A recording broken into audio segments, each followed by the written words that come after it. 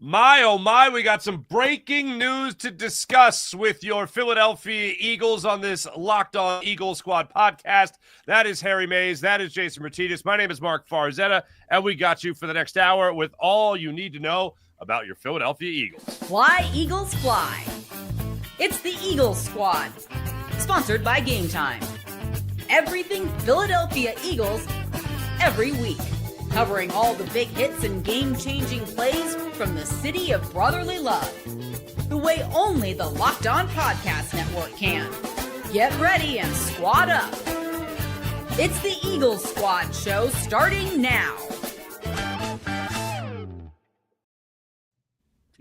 Thank you once again to our house band, the Locked On Eagles Squad house band. You guys are great. You guys are hot. Coming in piping hot today. Appreciate you. Fellas, some piping hot news today.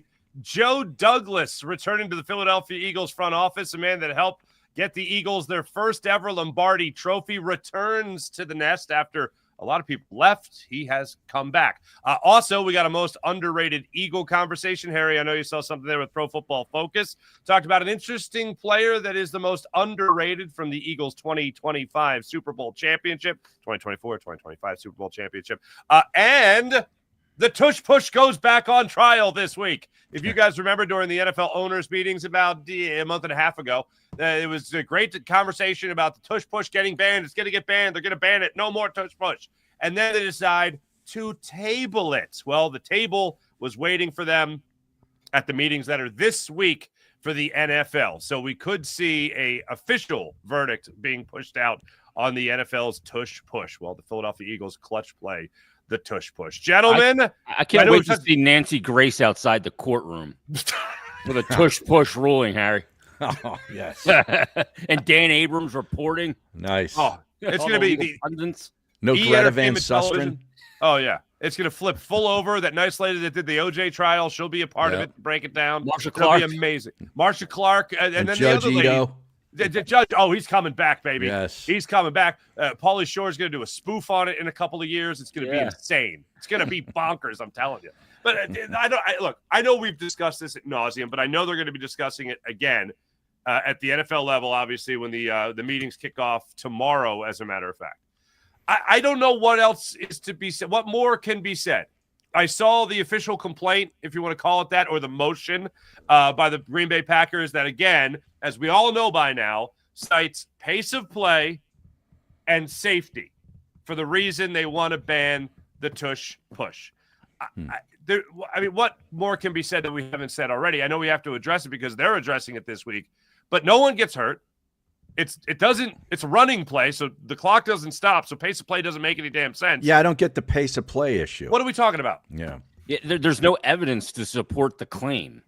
You know, you got to, if this is done like a court hearing, you have to submit the evidence based upon the complaint. And there's no evidence to support the complaint. So how can you rule it out other than compliance, and teams being together because they're afraid they can't stop it? So I don't know how this hearing is going to be. I don't know if this is a kangaroo court or what this is going to be. Well, it is the NFL, so it is a kangaroo court. Yeah, I mean, but if you follow legal precedent or procedure, there's no evidence to back up the claims of injuries being a problem and pace of play. Yeah. So case dismissed. Right. Judge Martinez is ruled. All right. Well, then here's my question: Do they have to wait for a bad injury to occur to ban it, or do you ban it just to prevent that from ever happening? Well, then cancel the game. Yeah. Because the game is an injury waiting to happen. Mm-hmm. So no. I totally agree. I totally agree. You're looking at a situation right now where the NFL, or at least the Green Bay Packers and the votes they're trying to whip up to get this thing banned, you look at them saying, all right, well, here's where we're going to go. Here's our platform, okay? Pace of play, injury, and it's not listed, but it kind of looks like a rugby play. Okay, well, who's been injured? Well, nobody. All right, well, does it slow the pace of play? No, actually, it's a running play. The clock keeps moving. Well, it kind of looks like a rugby play. This is football. A lot of this, other than the forward pass, looks a lot like rugby. So what are we even talking about? It is amazing. Here's what's amazing to me. It's amazing that the Philadelphia Eagles run this play and coach it to it's not even perfection. Everyone says it's an art form. it is an art form, but you're talking about 84% of the time you're having success running the play. The rest of the league runs it. You would think at 2% success rate, 5% success rate, 69% success rate. Nice. That's what's so amazing to me. Yeah. It's not like nobody else can run it. Other teams are running it. So and having success. Talk about this. Yeah, exactly. They talked about this a month and a half ago. All right. They say, all right, we don't have enough. We're going to table it. All right. So now we're at the point where push comes to shove, no pun intended, and we actually have to talk about this again and rule whether or not this is a legal play and it should go on. There's no evidence to support to banning the tush push other than I don't like it. And one of the teams that actually does, one of the teams actually runs it well, and they're actually trying to ban it in the Packers. Right. Yeah. The fact that there's one team that runs it to perfection and is also the reigning Super Bowl champion. Bingo. So it's like hey, we got to do something to bring this team back to the rest of the group. So why don't we take away that little play that they do on short yardage? And that's the way I look at it. And you talked about success rate. What was it? 80-some high 80s in the percent success rate. What did they do to the extra point years ago? Because the success rate was so significant. Like we got to make this play harder. So we got to move the kick back. Right? They did that. Because it was a waste of time with it. It was so close. Right. And it was like 97%, whatever. Right. Yeah. Right. So, there could be some of that there, like, hey, this play's too good and they're successful at it too often. So how do we make it harder? We'll just take it away because it's not really a football, quote unquote, football play anyway. Yeah, all right, then back up the 3-point line in the NBA because Steph Curry makes it look too easy. Yeah. Then move that back 3 feet. Okay. If you're going to, because players are great at something doesn't mean you got to change the rule to make it harder. The Eagles get first and 7.5. On every set of downs. That's what they get because they're great at that play. Yeah, here's first and 8. Yep. The Philadelphia Eagles and the Buffalo Bills, 87% success rate when using the brotherly shove. How often did Buffalo use it? Do you have that in front of you? I have that number somewhere. I can't find that. I was looking for it earlier. I don't know where that is, but I have this number handy. It's not as much as the Eagles, but they're the second most. Which would make sense. That quarterback's a beast. Yeah, big boy back there. Yeah. So 87% of the time they're successful, the Bills and the Eagles. 87% of the time. And just also worth noting, the Bills are also one of the teams that wants to ban the tush push. So 87% they have success. 87% of the time. Yeah. The rest of the NFL, again, with this being an argument, you would think it's 10% at most. 71% of the time, the rest of the NFL is successful at running this play, and still no injuries. If there was going to be an injury, that Frankie Louvu clown that was trying to do it against the Eagles in the postseason, he would have caused an injury. He didn't.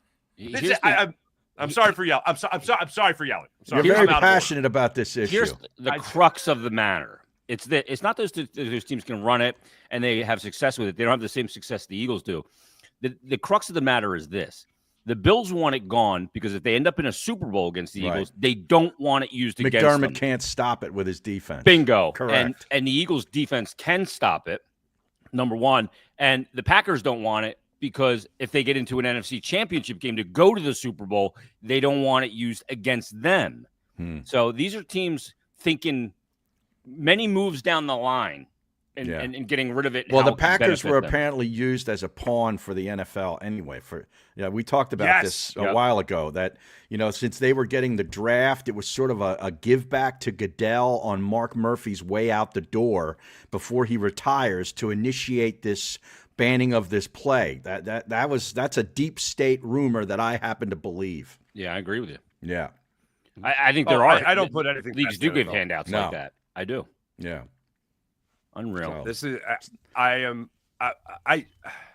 So what do you think? Do you think it gets banned? Because I do. I think it's gone. You think it gets banned as well? Yeah, I do. Who's deciding? Well, the NFL has to vote on it. What do they need? 2/3 majority. Yeah, 2/3 majority in order to kick it out. Now, what's going on this week, starting tomorrow, are the spring meetings, as they're known in the NFL, and these are going on in spring league meeting. It's going to be in Minneapolis, Minnesota, And the NFL is together just like they were at the owners' meetings a couple of months ago, a couple of weeks, or a couple of months and a half ago, I think it was. And they're going to be talking about it again. They had nowhere near the right amount of votes. So the Eagles have been making phone calls to whip up votes in support. The Packers, I'm sure, and the Bills have been whipping up votes as well the whole time to ban it. It's one of those things, and I do think about that same thing with the point after, where I can remember the NFL Films coverage about Bill Belichick proposing the change, and he's just standing there, and he's just like, "Why would we give our fans anything that's just so expected? It's not exciting to watch a play that is whatever it was 97% successful. Why are we watching that?" Well, this is a play that's not 97% successful. It's successful the vast majority of the time, but it's also successful the majority of the time that other NFL teams use it. So for me, I think the tush push is this quarterback sneak, this brotherly shove is far more exciting than a point after, because it still comes down to what I think is the most basic thing in football. Yeah. Can you line up your 11 best and my 11 best and you stop us from gaining yardage? Yeah. Can you do it? No? Okay, we're going to move on. You can do it? All right, hey, good defensive play. So what are we even doing here? Yeah, to me, it's the NFL. They want it to be a passing league. They've put so many rules into place for the high-flying passing game that it's almost a throwback play in a lot of ways. It totally is. 3 yards in a cloud of dust, right? Yeah. And or that's a yard not and a half. Yeah. But that's all that's needed. Right. And you look at it, it's been the phasing out of the fullback, which we talked about in an episode a couple of weeks ago. We're bringing that back too. Yeah. Yeah. We're bringing it all back. We're bringing Franco Harris. We're going to get Earl Thomas. Yep. We're going to get all those kind of guys, and because it works. And the NFL, with all the protection of the quarterback and everything else, and the kickoff rule, which was intended to prevent injury, and rightfully so, because that was full speed, and those guys just the wedge buster. But this is different. Yeah. To me, I don't think they'll ban it, because I don't think they'll get the enough support league wide. Well, who do you think from the Eagles is making the phone calls? Because people don't even want to. They don't even want to talk to Howie Roseman. Howie Roseman rings your phone. You're just like, I'm not home. Yeah, you block his number. Right. So who do you think does this? I think Roseman and Lurie are whipping to try and keep votes on their side. And the Packers and maybe the Bills and other teams are whipping it the other way. I just don't know. I think there's enough football guys in the pool that are going to say that there is no injuries. There is no basic play issue. I don't remember any other teams, and I watch a lot of football, NFL football, doing it, aside from the Giants trying it a couple of times, unsuccessfully, I might add, and the Buffalo Bills. They're the only two other teams that I've seen do this. When have you ever, did Kansas City ever do this? No. Did Baltimore? No. You think Baltimore would, because they got a big, strong, powerful quarterback, but they also got a big, strong, powerful running back. Yeah. So, you don't see it. And if they do it, it doesn't get shown to the same degree that every time the Eagles do it, it's in the highlight pack. And I guess my point is, if it was that way, where other teams, every 2/3 of the league was using this play to a pretty large degree of success, then I could see the NFL saying, you know what, we got to get rid of this play. This is kind of a boring play. Everybody's doing it. It's pushing it. We got to get rid of it. But the fact that only really one team really does it consistently, and that's the Eagles, I think this is totally an anti-Philadelphia situation. I agree. No, I wholeheartedly agree. By the way, we're being spoiled today, gentlemen. Because not only did we have breaking news at the very start of the show when we had the news about Joe Douglas rejoining the Philadelphia Eagles front office after 6 years with the New York Jets, it just happened. The Philadelphia Eagles tweeting this out 5 minutes ago. We've agreed on a multi-year extension with Eagles head coach Nick Sirianni. They have gotten, as one would assume, it was going to happen, and it did happen. I thought they're going to wait till training camp, but now it's happening right now. And the Eagles also putting this out. As an organization, we have always strived to create a championship culture of sustained success. Nothing is more important to fostering such an environment than having tremendous leadership. Nick has embodied everything we were looking for in a head coach since we hired him 4 years ago. His authentic style of leadership, football intelligence, passion for the game, and growth mindset have helped to bring out the best in our team. I am excited for what the future holds for the Philadelphia Eagles. That is from Jeffrey Lurie. Wow. Obviously, owner, CEO of the Philadelphia Eagles. Look, we knew this was going to happen. It was just a matter of when it was going to happen. I'm sure this is 20 million plus. I know the numbers will come out sooner rather than later. But, Jason, I'll ask you first. Nick Sirianni inked multi-year extension. Yeah, you had no choice. I mean, the guy has come in here, whether you like him, his personality or his pandering or whatever it is, if you like winning, you got to like Nick Sirianni. I mean, the record stands for itself. I mean, it's incredible. He's coached in 79 games. I mean, the guy has just gotten it done, whether you like it or not. He's been to two Super Bowls in a handful of years. Playoffs every year. And not only he won one against the team of the decade. Right. You know, they're a wagon. That's a dynasty juggernaut. team. Yeah. Like the Eagles, when they beat the Patriots in 2018 after the 2017 season, they beat the team that was undeniably the best team in the league with Brady and Belichick. Now, they've taken two dynasties down. Yeah, and to me that means more, Harry. It does. It does. He didn't beat the Jacksonville Jaguars. You're right. Yeah. I hate to bash. I'm not bashing the Phillies, but unfortunately for the Phillies, they beat Tampa Bay, and that just doesn't have. It's a World Series championship, and nobody's denying it. Nobody's taking it away. Everybody enjoyed the parade and so forth. But it would have been a hell of a lot better if they backed it up the next year by beating the Yankees, and they didn't. Yep. Yeah. No, I agree. I agree. This is amazing when you talk about Nick Sirianni because, look, I hate to bring it up, but I think you have to because it is part of his legacy. That opening press conference, that introductory press conference, Nick Sirianni, guys, nobody watched that and went, "Yep, this is it." He's the guy. You it's mean like tell Doug. me? Same thing with Doug. Yeah. Well, no. I will say this about Doug Peterson. I've heard that argument before, and I will defend his opening press conference because he at least sounded like a guy that wanted to be in a room and control the room and lead the room. Nick Sirianni was giving a 5th grade book report on a book he didn't read. That's what that was the vibe that I got from that introduction. Yeah. And I was my only saving grace from it was, okay, maybe this is not his natural habitat. Maybe microphone, podium, auditorium full of reporters. Maybe this isn't it. Yeah. And to come to think of it, was the auditorium even full because we were on the outskirts of COVID? But I just remember watching that going, maybe virtual.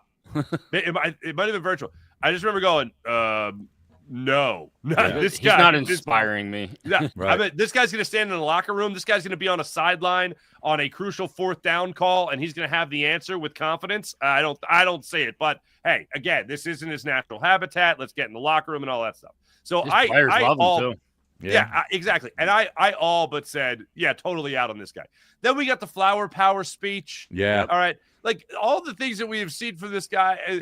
And here he is just going through it all, winning through everything. It's amazing. Can you refresh my memory on the flower speech about, it was what is it? Planting seeds or something and we're growing. Water it. Yep. Let's put it. Photosynthesis, Harry. Photosynthesis. Yeah. On 3, photosynthesis. 1, 2, 3. All right. Yeah. It's like a 30 for 30. What if I told you a first-year head coach came into a locker room and started talking about petunias, okay, as opposed to other things that have roots, like an oak tree. An oak tree has roots, but he didn't use an oak tree. He used flowers. Now, I would think that that's not a great way to reach a football player's mentality, but yet it worked. It worked. Not only did it work, but I think it also, the extra added effect to it was the fact that us, the talking heads of the world, the media, the writers, and everybody said, oh, nope, I'm out. This guy, forget about it. The introductory speech, no way. Right. Flower power, forget about it. And then they go on to have this amazing run. They destroy the Lions back when the Lions were still the Lions, where they're a laughingstock in the league. And then they went on to make the playoffs. They made the playoffs with this guy. Fletcher Cox and Jonathan Gannon had it out at one point that season where Fletcher Cox had to say, I'm not paid to be a leader. I'm here. I'm paid to be, to play. And that happened. And then they still go on the run. It was amazing. They make the playoffs. Yeah. And then the next year, they're in a Super Bowl. That wasn't supposed to happen. Yeah. Went 9-8 that first year. And then lost both coordinators. And then we're sitting here thinking, wow, can he do it again? Can he find the right guys a second time? And, everybody's going to sit there and say, well, prove it to me. And he did. Yep. 10-1. They were 10-1 before the collapse. Yeah. It ended up 11-6. His records in his 4 years: 9-8 in his first year back in 21. His second year in the 22 season, 14-3, went to the Super Bowl, loss, was the NFC champion.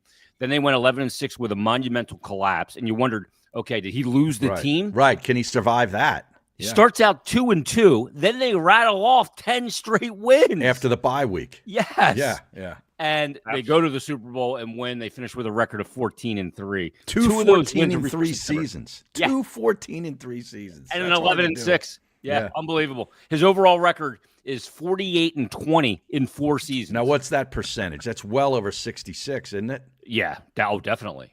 Yeah.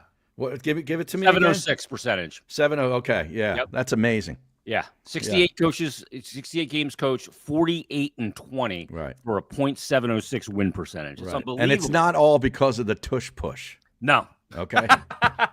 and coordinators coming in and out like a revolving door every season with this team.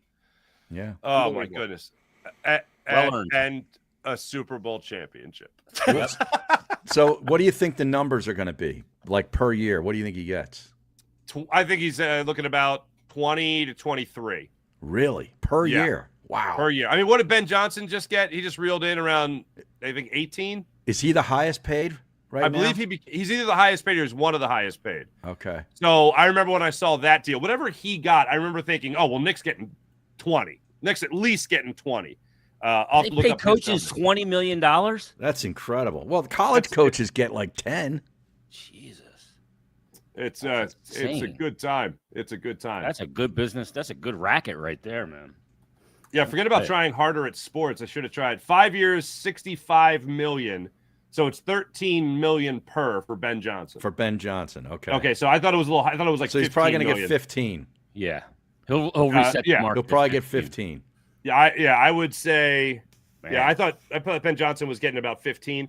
I'd put Nick probably on 18 million. I would still think he's going to reset the market for the next couple of years because you're also talking about a multi-year deal with the Super Bowl championship in your back pocket already. When Gruden came back to the Raiders, didn't he get 10 per?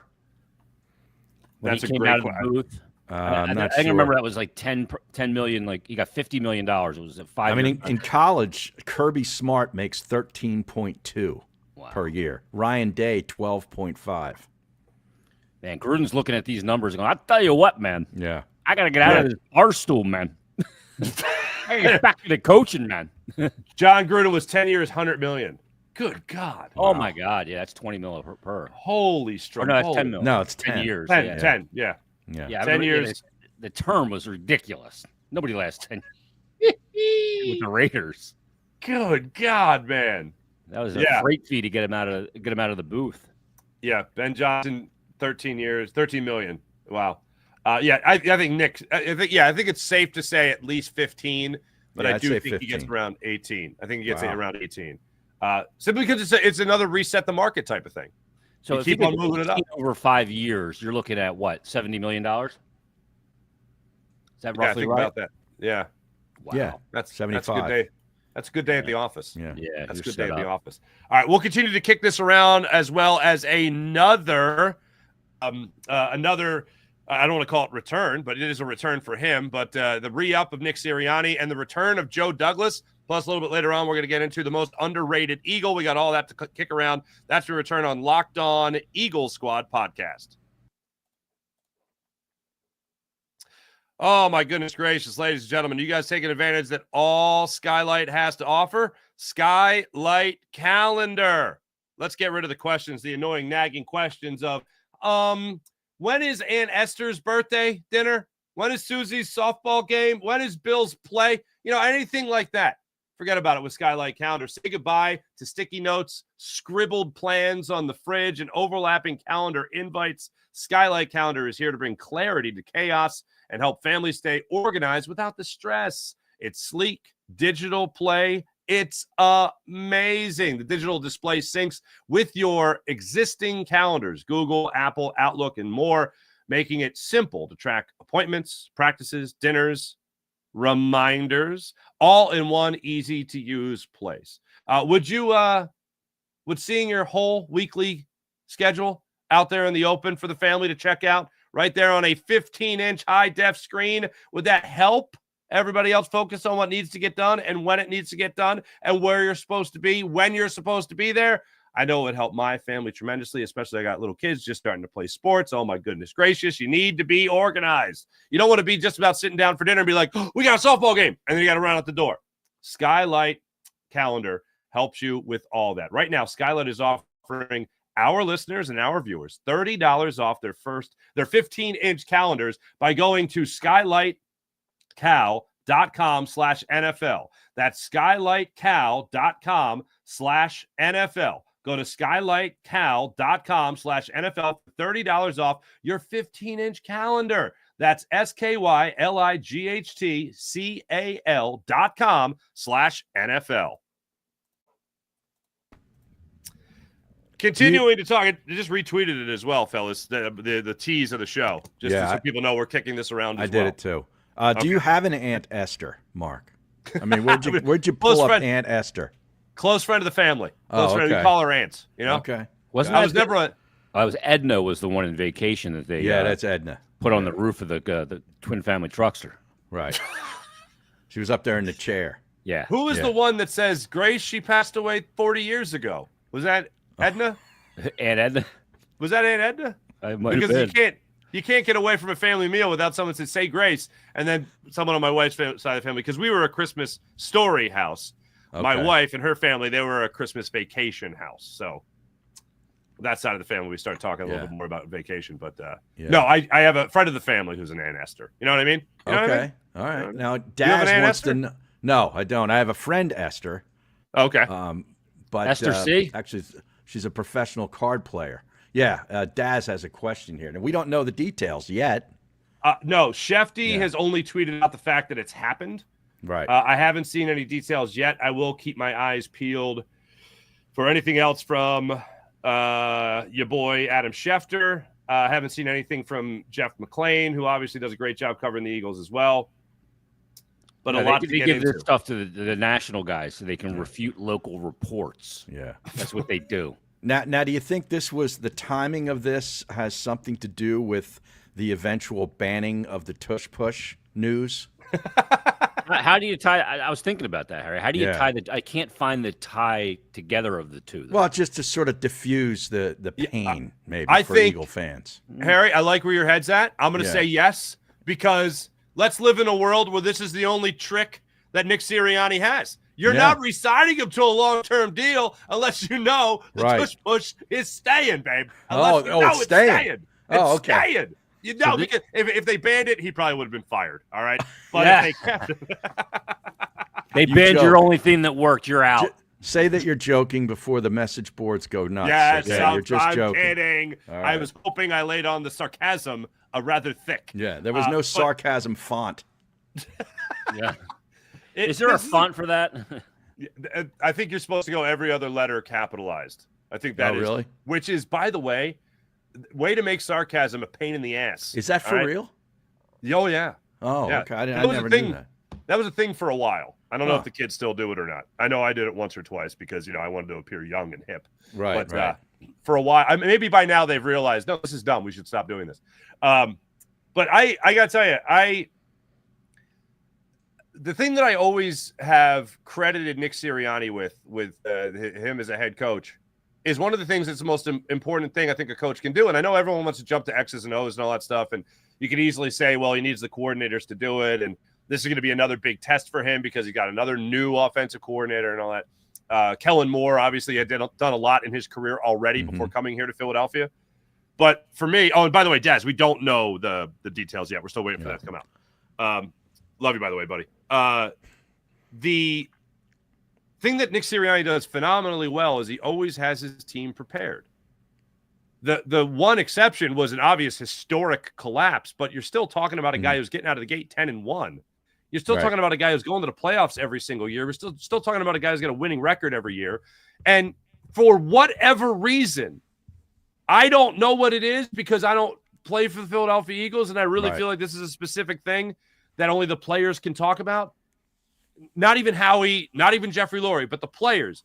They rally around this guy. They do. He'll talk trash to the Philadelphia fans. Yeah. And go back in the locker room, and everyone's ripping Nick. We got to get up for Nick. Right. And I've talked to plenty of former players that say, I never played for a coach. I played for me. I played for my teammates. I've loved coaches, but I never played for them. This locker room, make zero mistake about this, Harry. This locker room plays for Nick Sirianni. Yeah, it's crazy. But you can't deny it. It's true. Like all the, the pandering stuff that he's done over the years with the T-shirts. Remember he'd have a different T-shirt on every week with a saying on it. And it was like, oh my God, he's trying too hard. Like he doesn't need to try this hard. All we care about is if they win. And then he eventually just started winning at an incredible rate. And now it doesn't even matter what he wears. He was trying to be a 700 level fan is what he was trying to do. Trying to connect with the fan. Trying to connect, yeah. Yeah, but the biggest area where he's made the right decision is he's found a way to connect with the players that matter the most. He connected with Jason Kelce, and when Jason Kelce buys in, everybody else falls in line. When you connect with Jalen Hurts, everybody else falls in line. And I think that's the thing you got to do first is you got to win the most important voices over in your locker room. Yeah. And then you have those guys coach the locker room. Yeah, they're the ones spreading the word. Guys like Brandon Graham, you win over that guy, and then you get the defense by virtue of him. It was like Jim Johnson winning over Dawkins back in the day to get everybody to fall in line. And we don't know. We're not in that locker room. We don't know how those players hear what he says, and we don't see a lot of what he says to these players on a daily basis to keep them motivated, keep them kind of moving in the right direction, and the old cliche, pulling the rope in the same direction. We don't see how he does that, but clearly he does because the evidence supports it. Now, do you think Kellen Moore, who took a parachute out of here very quickly to a bad team, mind you, but there's only 32 of these jobs. I get why you take the job, but do you think he's getting New Orleans to vote against the Tush Push now? As Nick Sirianni said Nick Sirianni said back in the meetings, if anybody supports it, it better be Gannon, it better be Steichen, and it better be Kellen Moore. These guys all got head coaching gigs. But they got the gig now. Now cancel the play. Yeah. Now they're trying to beat you, right? Yeah. One other thing that I got to go back to with Nick Sirianni here is we hear all the time from these players how hard they want to play for this guy. Mm-hmm. But it's not – I think a lot of it is pandering to the fans. And let me tell you something. When Nick Sirianni does it, when Bryce Harper does it, when Jason Kelce wore a Flyers jersey at practice at the NovaCare complex during the Flyers playoff run, Jason, I was like, pander. Yeah, I know, right? Pander.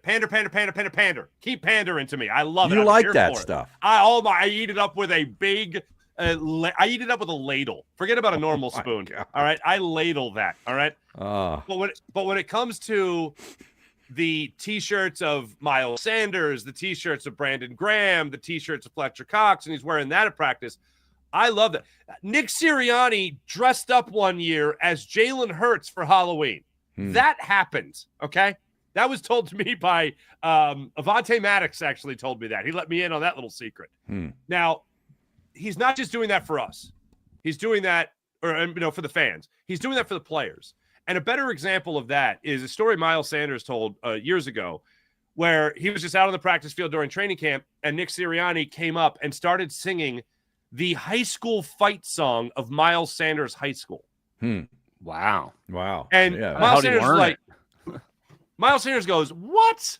And he goes, "That's it's just a song I just learned." And just the detail that he goes into. Wow. Right. Exactly. And if you're a player, you're like, damn, this guy is learning my high school fight song to either identify with me or tell me that he gives a damn about me. Like, those are the things that I don't care what you do for a living. If you're a football player, if you're a professional athlete, if you're an accountant, whatever.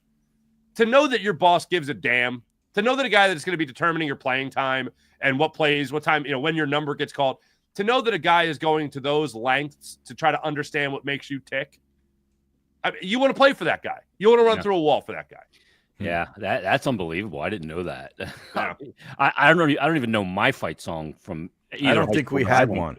I don't think we had one. I'm sure we had one at Malvern Prep, but I don't remember it.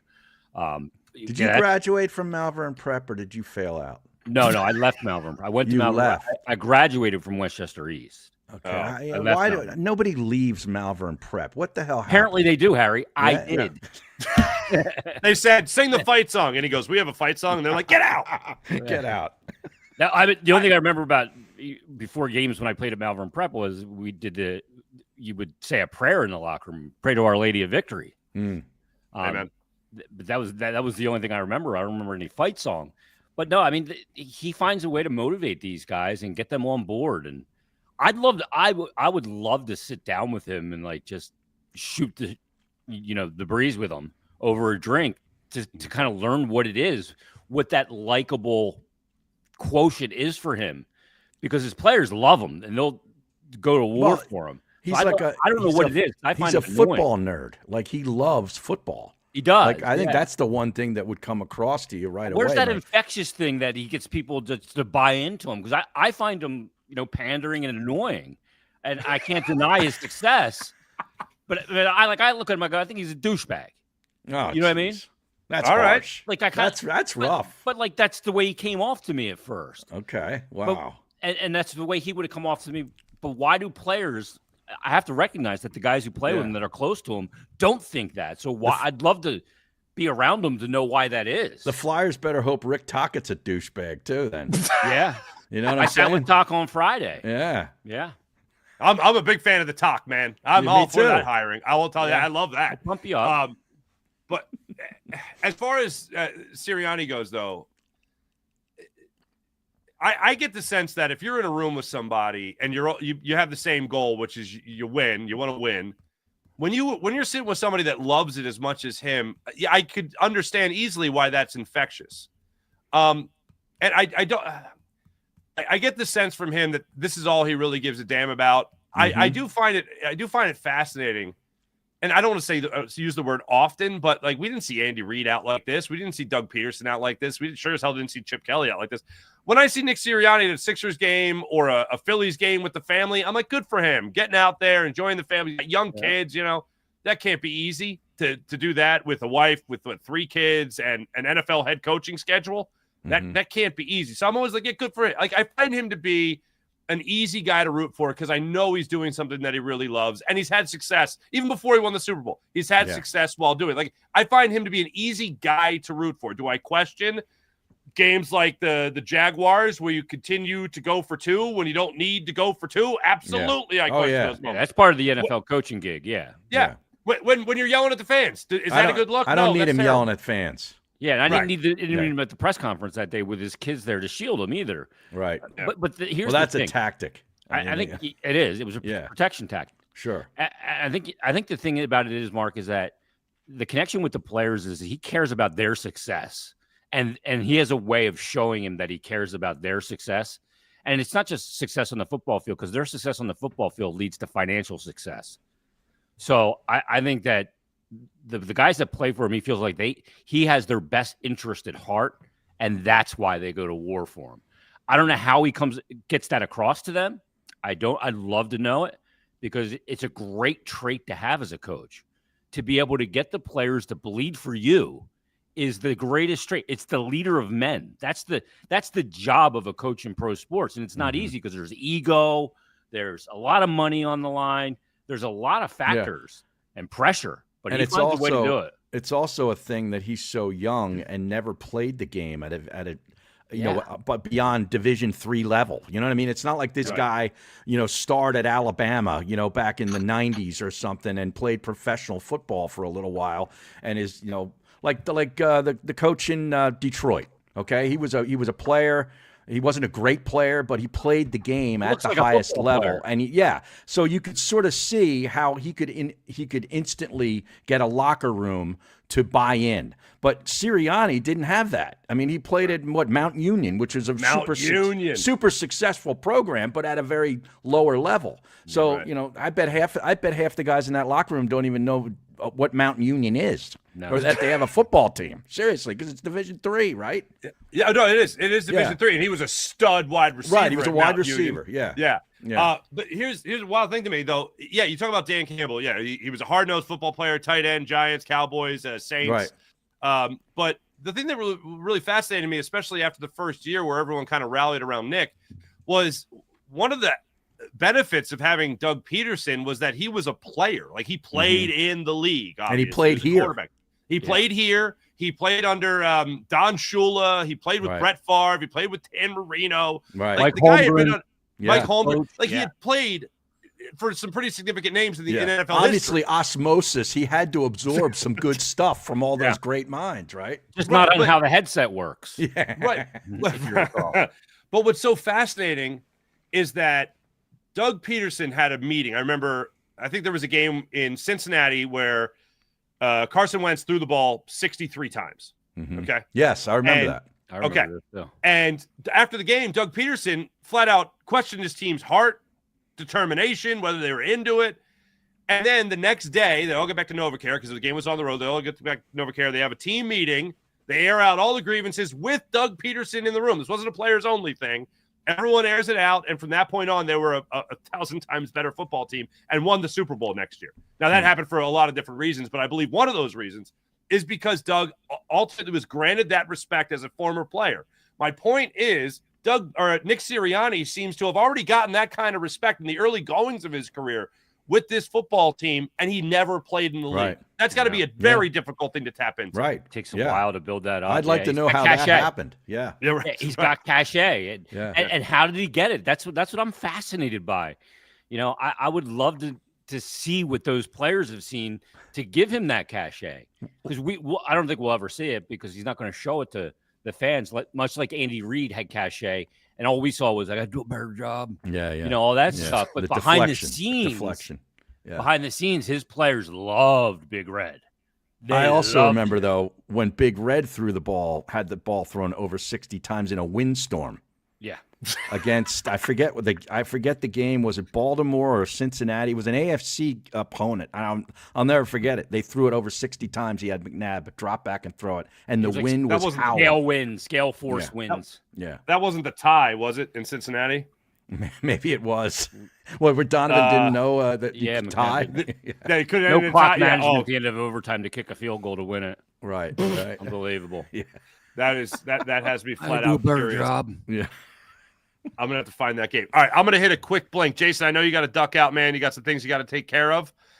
So we appreciate you being able to join the show. Obviously, we'll crank it up later this week, boys. We absolutely will. That's Jason Martinez. We'll be back right after this quick blink. All right, folks. Now you're stuck with me and Harry, just slugging it out here. Harry, you have me very curious when it comes to this Donovan. Oh my goodness gracious!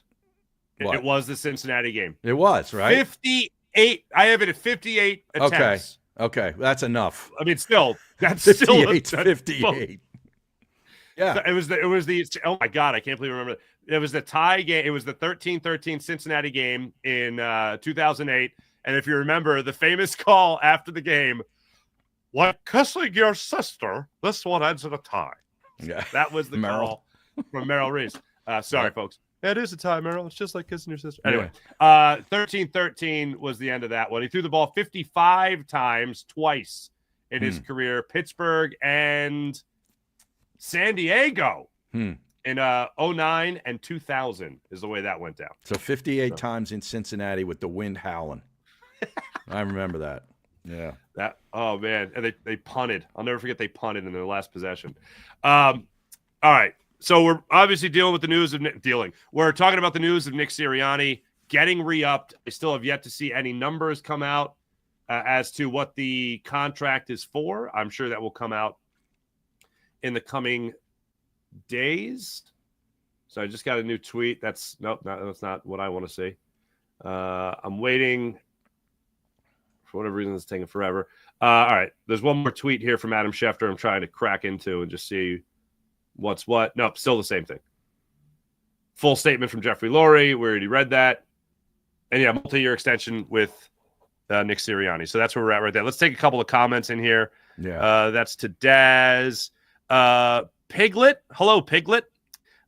There's zero intellectually honest way to give coach anything less than a top 5 contract before season starts. Heck, I could easily argue if it's not top 3, it's insulting. Yes. Well, you think it's going to be number 1. It's going to reset the market. 1,000%. To be clear. Yeah. He is getting top dollar.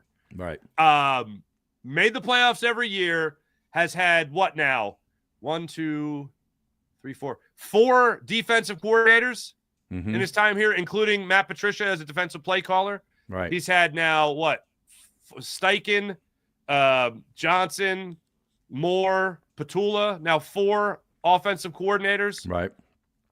Yeah, I'd say you're changing things a lot on him, and he's still, go figure, having success. And it's not just, obviously the success is by far the most important thing. But think about this. This is these are musical chairs they're playing around you. And you're doing what you're supposed to do. Like, in a lot of ways, I find Nick Sirianni, especially last year, to be in a very similar place in his position that Jalen Hurts is in his position. Now, I think Jalen Hurts is a far better quarterback than Nick Sirianni is a coach, but Jalen Hurts is in an offense where he should have success. Of all the weapons at his disposal, great offensive line, he should be a very good to great quarterback, elite quarterback in the NFL. He should perform at that level. He performs at that level. Nick Sirianni, with this past year, you have an experienced offensive coordinator and play caller in Kellen Moore. You have Vic Fangio, which is, to call him experienced would be underselling it drastically. Right. You have him as your defensive coordinator. Oh, and you also have Howie Roseman saying, here's a whole bunch of talent. You know what I mean? Right. And Jeffrey Lurie signing whatever big fat check you need him to sign. You should be a successful head coach if that's it. But you could also be the guy that gets in the way of the success. Right. He is certainly not that guy. And now you're getting the most out of this head coach, who has now been to 2 separate Super Bowls, winning one, obviously, with 2 different sets of coordinators. That's pretty impressive. 2 NFC championships, 1 Super Bowl championship. And you touched on the fact that, he could get in the way, because we've seen coaches throughout sports, regardless, it's not just football, sort of get in their own way because of their own ego. And this guy, he stepped away from play calling, right? We've seen many guys, not willing to do things like that, and it's to their demise eventually, right? It takes a lot of sort of selflessness and lack of a big ego to say, hey, I'm going to pull back. I'm not that good at it. This guy's going to be better at it. Yeah. You don't see that often. Yeah, absolutely. And, what's the crazy thing about that is, Harry, I know you do plenty of interviews and all that stuff, but when we get asked about Nick Sirianni as Philly people, as Eagle people, we get asked about him from, different hits we'll do around the country and all that stuff. The question I get all the time is, what would you say he does? Like, what does Nick Sirianni do so well? And I always say he prepares his team to win. That's what could be more valuable than that? Sure, you have people that have defined roles.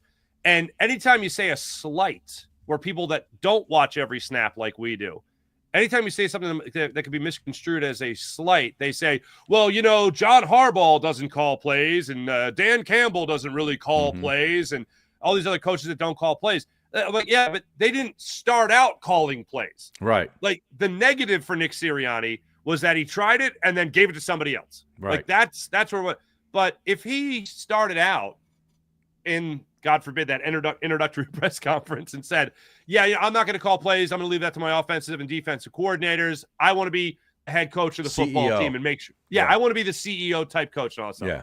And I remember after the Jaguars game, I downgraded him. Forget about CEO. He's the assistant to the regional manager head coach. Like, that's what Nick Sirianni is more so.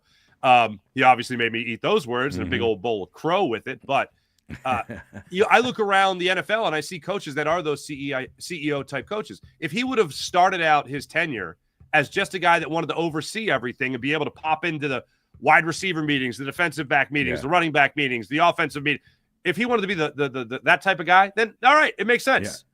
but he had to do it in order to realize that wasn't for him. I think he had to do it to get the job. He had to come in here as some sort of offensive guy that has, that has a system, that has play, can call plays. I think that was a thing. Like I'm an offensive coordinator in the NFL for the Indianapolis Colts. Like I'm expected to know how to call an offense at this level. That's the way you sort of get your promotion. And then once that happened and it didn't go so well, he had the foresight to say, you know what, I don't do this all that well. I'm gonna give this to one of my guys, and then I'll be the CEO. I don't know, would he have gotten the gig? And we'll never know this if he presented himself initially as the CEO to Jeffrey Lurie. Interesting. I don't know. Yeah, because if a CEO, I don't know either.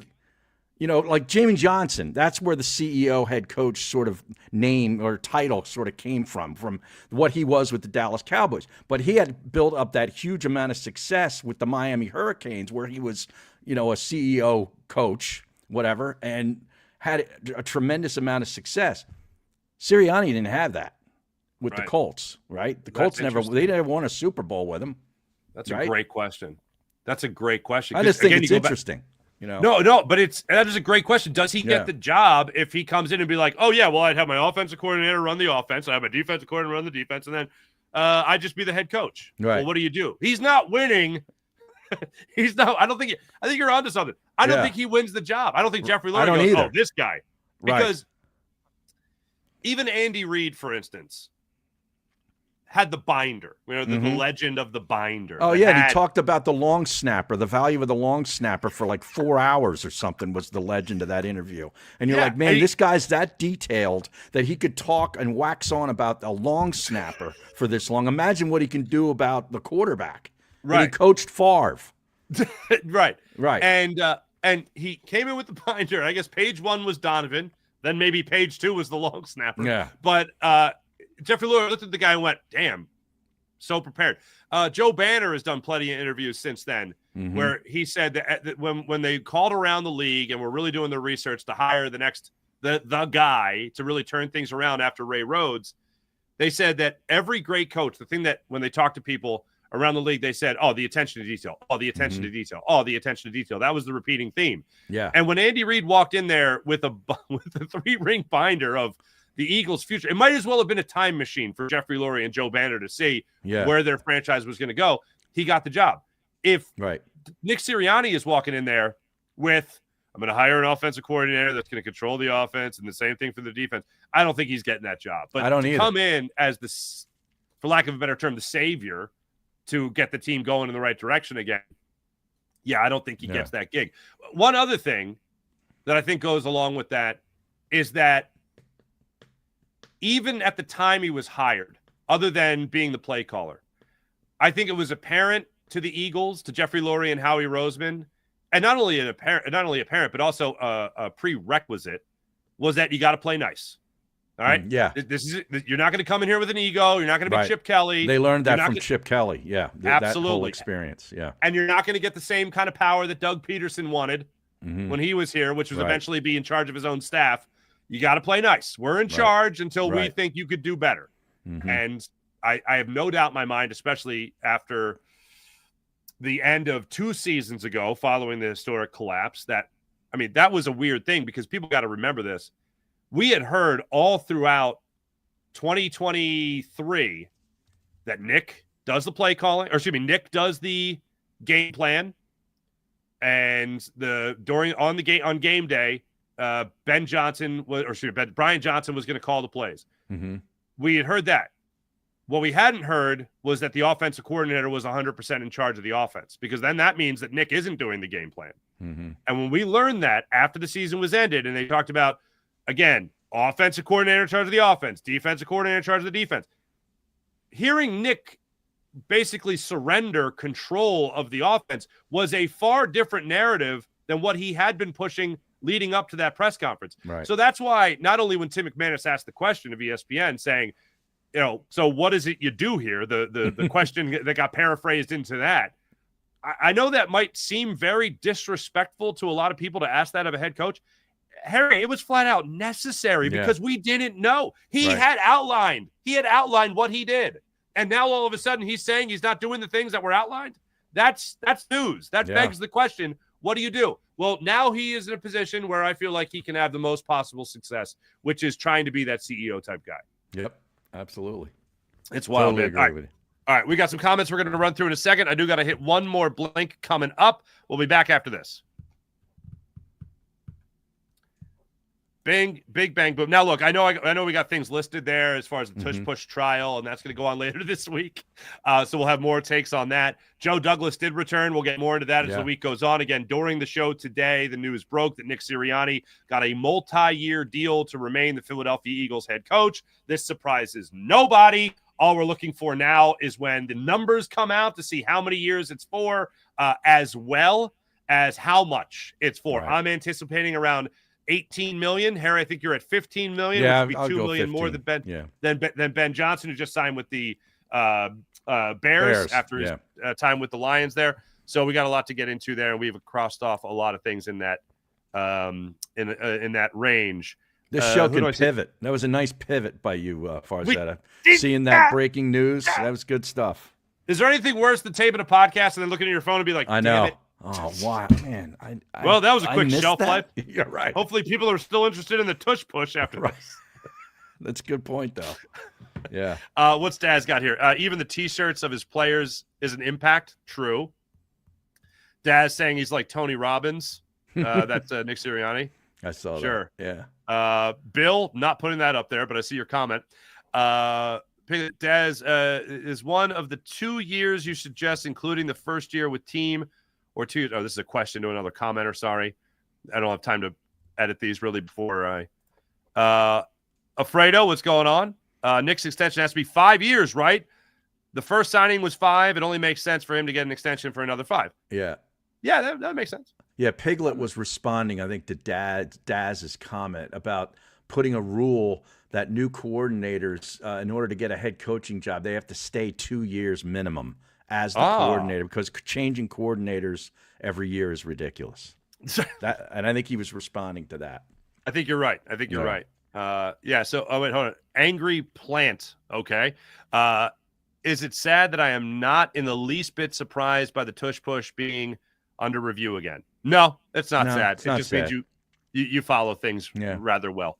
That's it. Rizzy 68 Scott. Hey, Packers are babies. I agree. We're all on the same page there.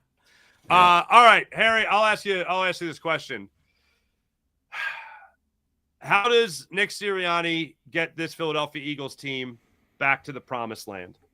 Another new offensive coordinator. Obviously, everything stays status quo with the defense, with Vic Fangio staying here and likely not going anywhere as well. How does he do it? How does Nick Sirianni get this new group, really, of defensive players, more so than anything, back to the Super Bowl and keep this Eagles offense sharp? I think if it ain't broke, don't fix it kind of thing. But there's a way. I think there's a way that he's going to have to sort of manage Saquon Barkley and his carries, his workload for the first, 6-8 weeks of the season, in order to preserve him, number one, because injuries can derail anything. Okay, we all know that. They do have some nice depth, but there's no other Saquon Barkley in the league, much less on your team. So I think that's the biggest key for me, is how he manages Saquon Barkley's workload and maintains the health of him and that offensive line. I'm with you. There's a fine line, and it's fine. Not only is it fine, Harry, it's blurry. That you got to find it, where it's the difference between trying to fix something that's not broken, but also making the adjustments so you stay a step ahead of the league. Mm-hmm. I've said many times over, that comes to, I think, Kevin Patullo, but also Nick Sirianni is going to have his fingerprints on it as well. And make no mistake about it, Nick Sirianni had his fingerprints on last year's offense. They were doing a lot of similar things that they were doing in 2022 last year, even with Kellen Moore. They were doing a lot of things similarly.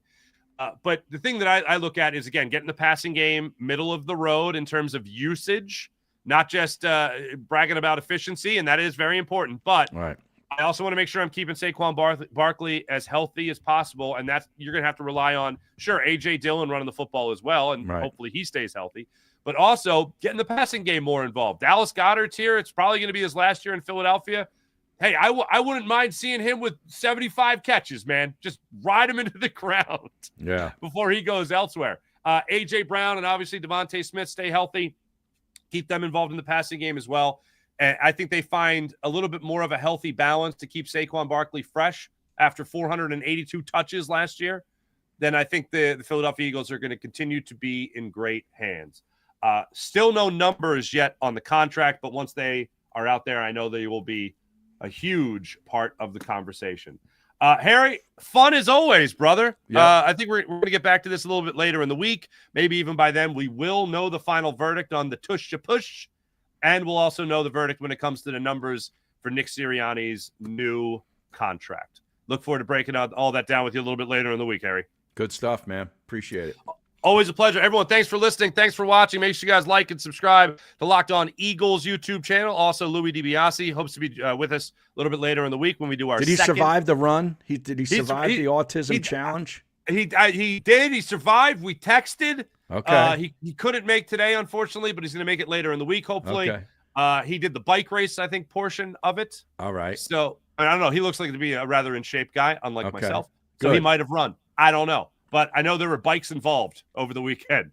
So I look forward to getting a full report from Louis DiBiase later in the week on that. Thanks for watching, everybody. Thanks for listening. Like and subscribe to Locked On Eagles YouTube channel for your Locked On Eagles Squad podcasts and shows that you can watch. And also make sure you guys are liking and subscribing as well, as Louis DiBiase has you covered each and every day for your Locked On Eagles podcast. Thanks for watching. Thanks for listening. Like and subscribe. See you guys later in the week.